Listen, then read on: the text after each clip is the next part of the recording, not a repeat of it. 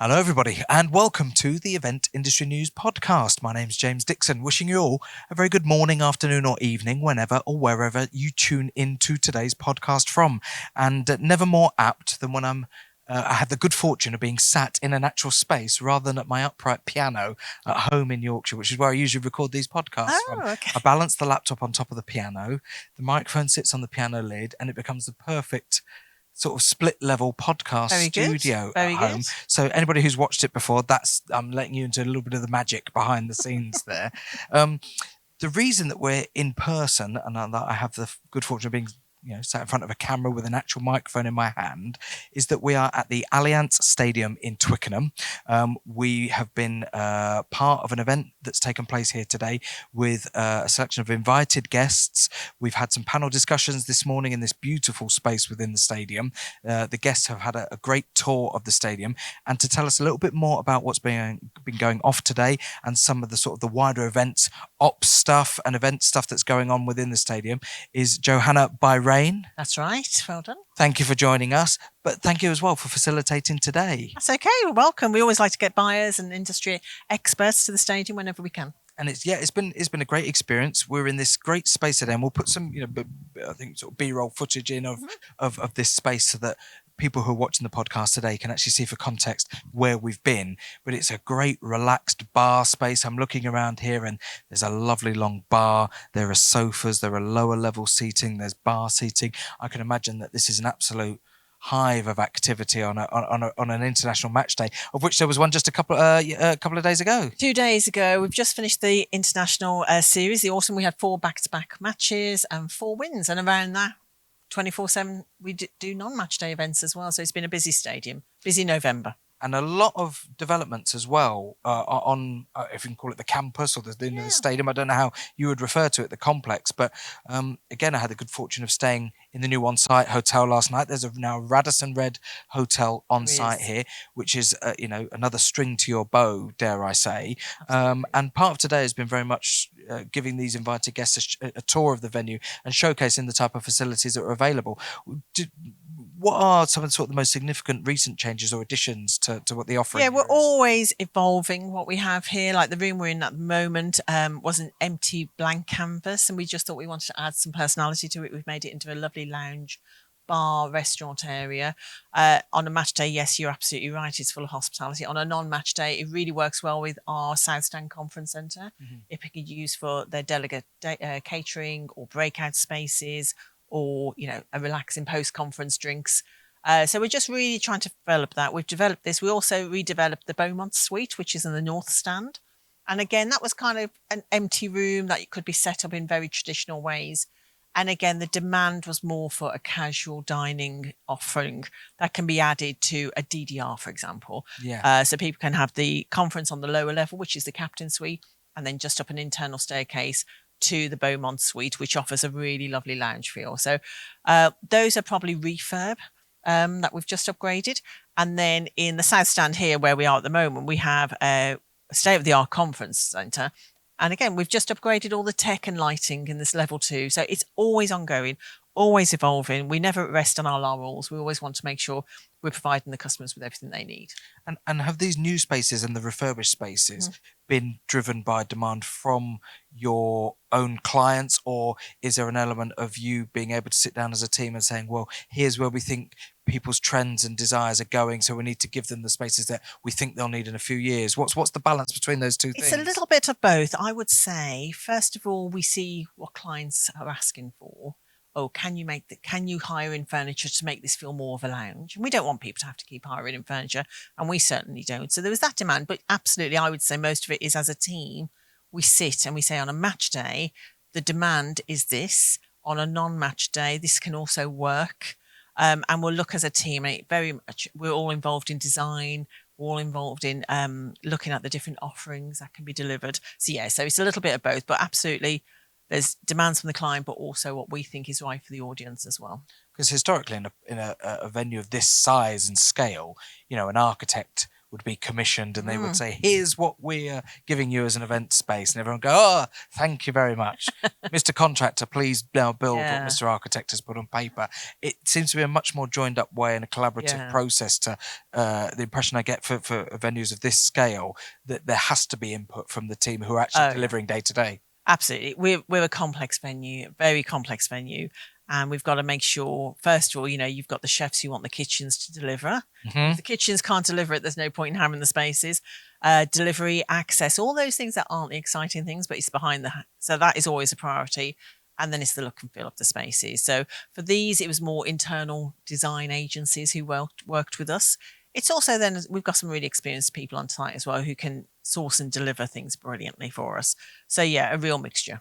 Yeah, and adaptability as well. It's the first thing I thought when I came in. We arrived on site yesterday and had a little look around the space to see how are we going to set up and what does it look like. And hand on heart, I'd seen no pictures at all. Good. I hadn't looked at anything, so I came in yesterday afternoon, and my first impression was my genuine first impression. I went, ooh.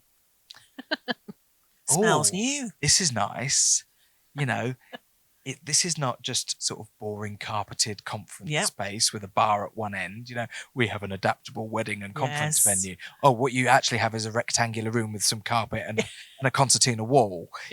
This is a genuinely adaptable space. And straight away, I spoke on one of the panels earlier about the event organizer augmented reality goggles that we have inbuilt to us, where we can picture things happening. So I could picture a buzz on a match day when the bar's busy and people are having a few drinks and some food beforehand. I can see a breakout space for an event that may be taking place in the room next door. I can see how we're using it today, which we've actually used it as our event space and laid it out in a bit more casual format. So it's great to have that first impression, is it? And do you get that kind of sense of satisfaction when you're showing clients around the spaces now where they do walk in and do the same thing? Absolutely. And people are always surprised. Doesn't matter how much marketing we do, how many videos we do out there. People are always surprised at everything we have. We have 34 different event spaces. The majority of them are very different in layout and style. And nobody leaves here that doesn't say, I'm so surprised at everything you've had. And even as you say, suddenly we come down the corridor and we come across this beautiful lounge. I'm like, yeah, use this for your conference and your delegate catering. People are like, really? And we're like, yeah, there's nowhere off bounds, apart from the pitch. But, yeah. But everywhere else absolutely can be used for events. I'm guessing a lot of silver would have to cross palm yeah. in order to utilise the turf. Well, I don't even think that's an option. So I think it's just it's hallowed. Yeah, very much so. Yeah, absolutely. And the guests today, of course, have had the opportunity not necessarily to go on, but they've been right down to pitch side, haven't they? Down to pitch level. And we really maximise. We have a large venue here. We have to maximise the potential. The pitch side experience is phenomenal, and I think it makes it all that special. And so we can offer that pitch side experience, whether it's a product launch, barbecues, even just breaking up your day for your afternoon tea break pitch. Wherever we can, we'll incorporate that experience, because even if you're not a fan of rugby or you've never been here, people are usually very excited about a large stage here, what it offers. It is a theatre. It is an auditorium, however you want to see it. We also actually, I did come up with this and you're welcome, but we do an alfresco auditorium, because if you look at a stadium, I was about to ask you. It is tiered seating. It's an auditorium. Do you ever use the stadium as a space? Yes. So we'd have a pitch side stage, and we will do conferences pitch side. I love that. So you sit in a purpose-built racked auditorium. Yeah, and I was honestly, I can't believe you've actually just said you've preempted it. In my head, I'm going, I wonder if they ever use and it came a block of seating and say, well, we can get 500 people in there, and there's space for a small stage at the front. Absolutely. And we wouldn't want anyone, they are stadium seats. You wouldn't want people to sit in them for 8 hours listening. Well, who wants to do that anyway? Yeah. But we have a picture, wonderful pictures on our website, and I'm going to send you one afterwards. Please, yeah. We'll put one up, hopefully. We'll try and get one in. Of an auditorium, a conference, a welcome, a CEO welcome, then everyone scatters off into all the different spaces. And it's a really big welcome for people. And you just need a simple stage pitch side, and people can 100%. It's an alfresco auditorium. And of course, when you think about I'll copyright that. It makes so much sense, because by design, all of the internal spaces that you've got for a match day experience need to offer accessibility into the stadium. So you can walk straight from your seats into a suite. Yeah. So why not use that space anyway and dovetail the two together? Oh, Are you copywriting it? I'm copywriting that. Yeah. Any other stadiums planning on offering that within their conference and event offering? You must run it past here first. There is a small franchise fee to pay. There is, yes. Interested. Joking aside, there's been at least 4 ideas that I've been involved in today in conversations that have taken place. What are we? Just after 3:00 in the afternoon.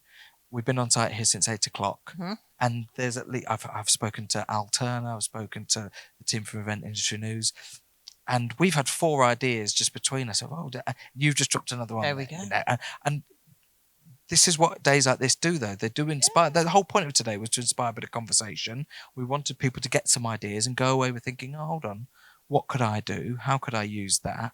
And I suppose from a marketing point of view, pictures and videos and specifications of the spaces are all well and good and need to be done, but actually inspiring thought and inspiring ideas is a whole other strand of the messaging. 100%. And for any venue really, just going on that site visit is crucial, because we have wonderful marketing collateral, videos, dolls' houses, tours, but you'll show someone a room, give them 10 minutes to have a coffee or catch up on emails, like we said, take some time out, and they'll go, actually, based on that event, that venue you showed us downstairs, we've just thought, and we've gone, it can be used slightly differently.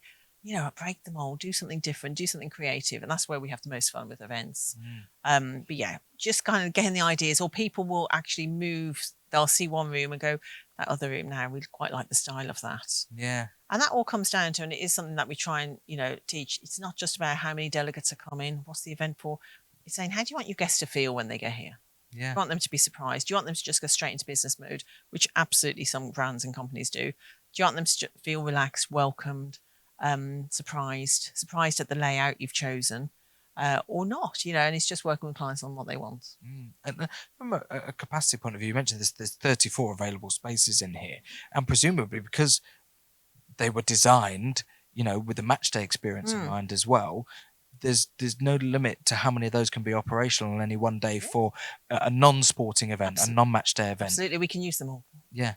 I don't think the operations team will be happy. What's the step count like, though? What's the step count like, though, working in a venue like this when when you're overseeing, a full, quota of events within the spaces? Yeah. You've got to navigate this. It's a big old place. It's just even the event managers who do a brilliant job in the operations team, they are usually allocated an area for a day with their own kitchen and their own team. So absolutely. You've got to position people in the right stands in the right spaces. But we can have several events going on at once, and people don't know that each other are here.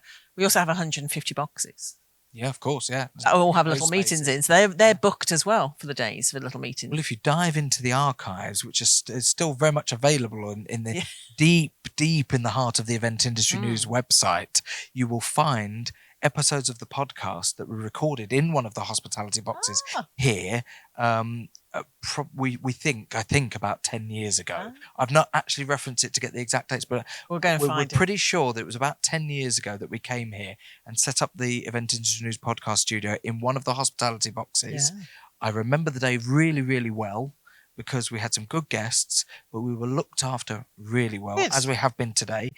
There were 2 of us that were here. I think lost in the messaging, they assumed that it was an entire rugby team coming to record the podcast, because we were given breakfast, lunch and dinner that would have fed easily a full squad, if not 2 of them, and it was fantastic. Great. As has the catering been here today. So maybe have a little look around through the podcast sort of history. I'm going to look for it. And you'll be able to find there with me a little bit more hair.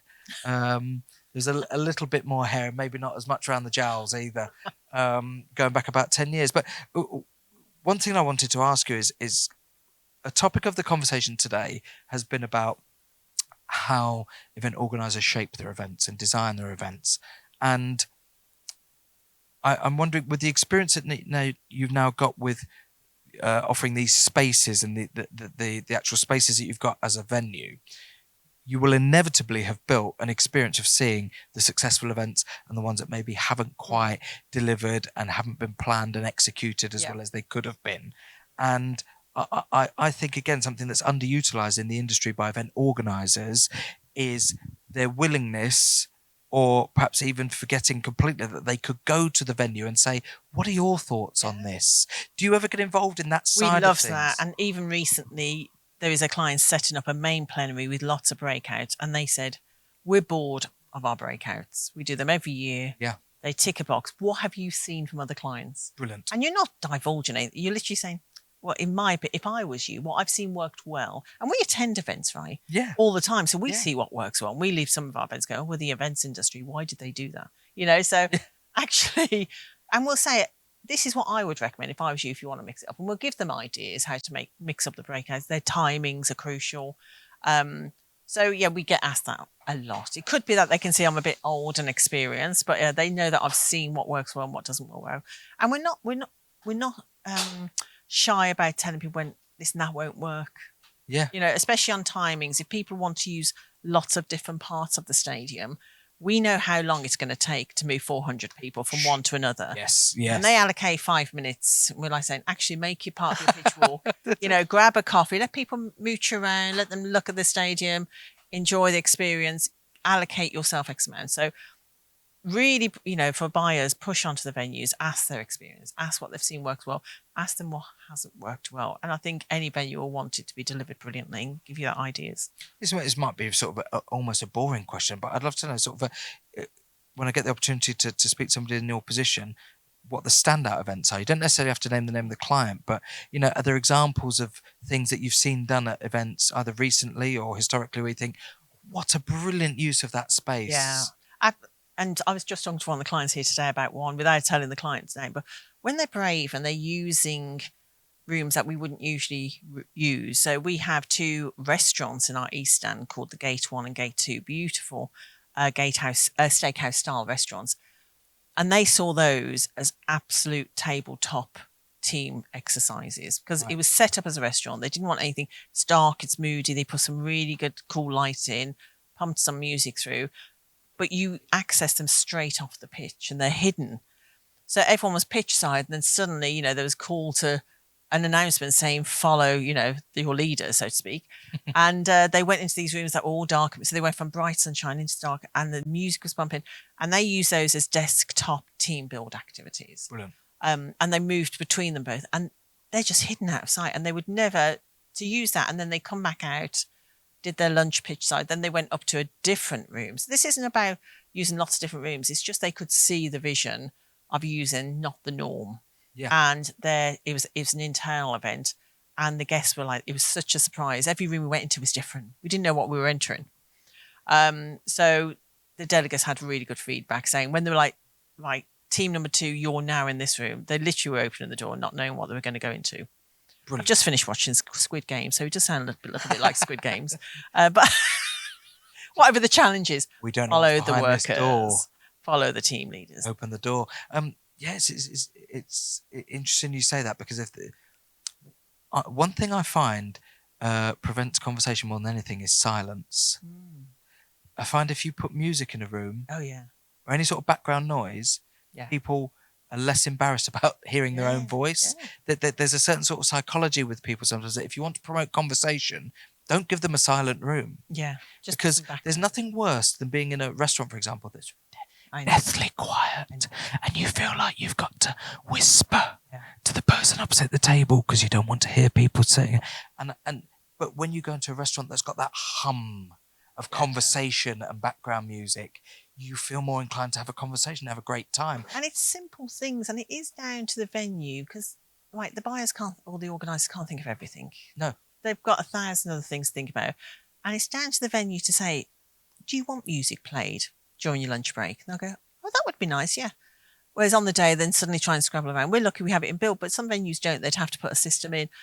But just asking those questions. Listen, in my opinion, is everyone's going to be a little bit stilted on arrival for breakfast. Would you like music played? Yes, great.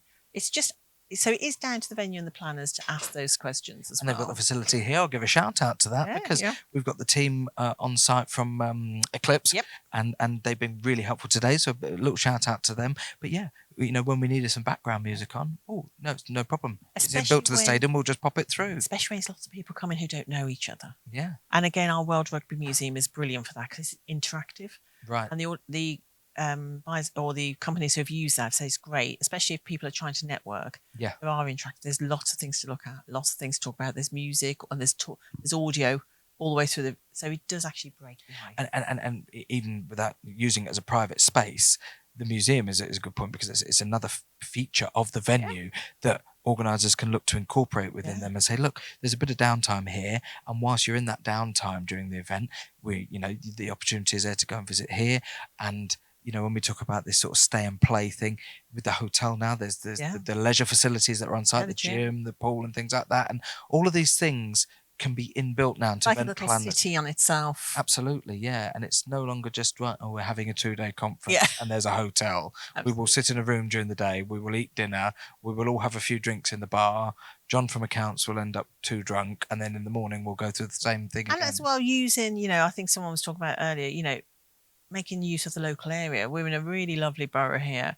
We have Twickenham Riverside, a few minutes walk, Richmond, and go for a walk in the evening. If you do have a multi-day, go and see the local restaurants, have a walk along the river, go over to Eel Pike. There's so many things on our doorstep. Shout out to the Fox. The Fox are very good. And their hand pour ale that I had.